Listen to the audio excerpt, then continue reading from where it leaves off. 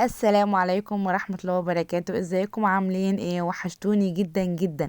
النهاردة هنعمل مع بعض السمك البلطي المقلي بطريقة كده جديدة. سمك كده كنتاكي، الاطفال هتحبه جدا. السمك المقرمش من غير ما يشرب كده زيت، وجميل جدا وتتبيلته كده تحفة جدا وسهلة جدا. وهنعمل معاه بقى الرز الصيادية بتاع السمك. بس قبل ما نبدأ الفيديو مع بعض، عايزاكم بقى تشتركوا في القناة وتفعلوا الجرس وتعملوا لايك وكومنت كده جميل زيكم. وتعالوا بينا نشوف هنحتاج ايه ونعمله ازاي مع بعض. نعمل بقى الرز مع بعض. حطيت حلة على النار وفيها السمنة او الزيت، ونزلت كده ببصلتين اتنين متقطعين ناعم كده، وقلب كده كويس لحد ما البصل ياخد كله لون واحد، اللي هو لون البني الفاتح قوي ده. اهم حاجة ما اسيبش البصل لحد ما بني يبقى غامق كده. ليه؟ لانه لو لونه بني غامق هيمرر لي الرز. تمام، دي الدرجة اللي انا عايزاها.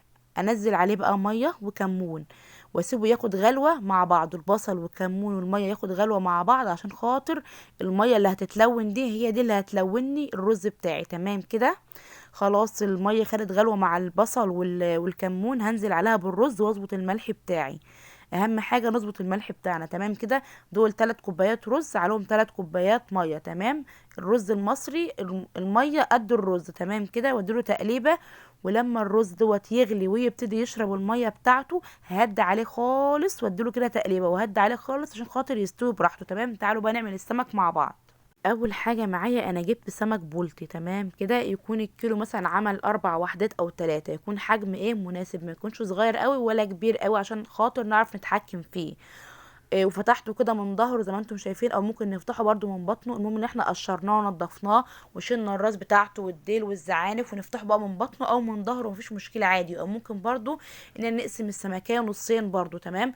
ولازم بقى ننقع السمك دوت في ايه، في ميه وخل وملح وليمون، عشان خاطر يقتل اي ميكروبات فيه ونتجنب اي زفاره مش لطيفه خالص في قلب السمك. معايا بقى التتبيله بتاع السمك: توم وفلفل وليمون وكمون وملح. دي التتبيله العاديه بتاع اي سمك معانا. تمام. ونقلب بقى الثوم والفلفل والكمون والملح والليمون. ونبتدي ان احنا نتبل السمك بيه. ندعك كده السمكية كويس جدا بالتتبيلة عشان خاطر السمك يشرب من التتبيلة كويس جدا ويكون متملح معايا ومتبل كويس جدا. واهم حاجة ما سيبش السمك اكتر من تلت ساعة او ربع ساعة في قلب التتبيلة، لان السمك البلطي اللحم بتاعه بيتهري بسرعة. حضر بقى الدقيق اللي هنقلي فيه السمك. معايا كوبايتين 2 دقيق، وعليهم 3 معالق كبار نشا. ومعايا بقى التوابل بتاعته: ملح، الملح بتاعنا المظبوط بتاعنا طبعا، ونص معلقه صغيره كركم، وبابريكا وكمون وكزبره ناشفه. ومعايا معلقتين 2 صغيرين بيكنج باودر. النشا عشان خاطر تخلي السمك مقرمش كده وما يشربش زيت، والبيكنج باودر برضو عشان خاطر تخلي السمك يكون مقرمش برضو. واقلب التتبيله دي كويس جدا. بس هنا الطبق بتاعي كان كبير، فاضطريت ان انا ايه افضل الدقيق دوت في ايه، في حاجه صغيره عشان خاطر اعرف اتحكم فيه.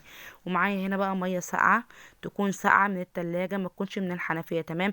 اجيب بقى السمك وبطنه كده بالدقيق اول مره، ومن الدقيق على الميه الساقعه. تمام كده. نخلي بالنا من الخطوات دي كويس جدا. واهم حاجه ان انا ننفض السمك من الدقيق الزايد فيه عشان خاطر ما يكونش زياده ويعجن لي السمك. تمام. شيلته بقى من الميه الساقعه وبطنه تاني بالدقيق.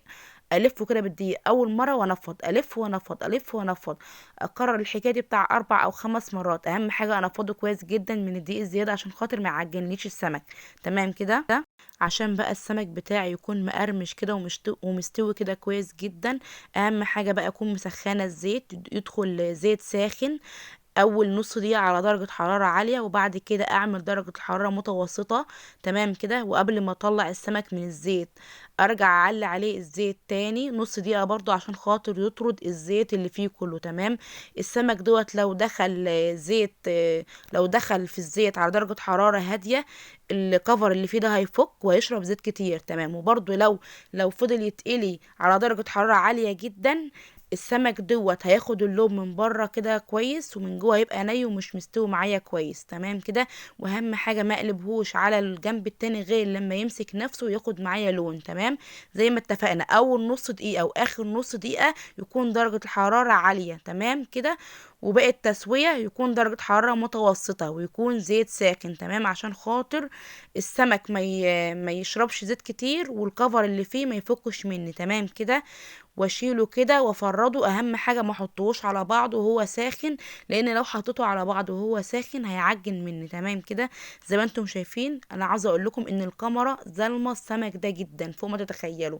طعمه تحفه وجميل جدا، والطريقه دي هتعجبكم جدا جدا، والاطفال هيحبوها جدا. وبصوا اول ما هيجربوها يقولوا عايزين منها كل يوم. يلا بقى جربوها، هيعجبكم. يلا بقى، السلام عليكم، باي باي.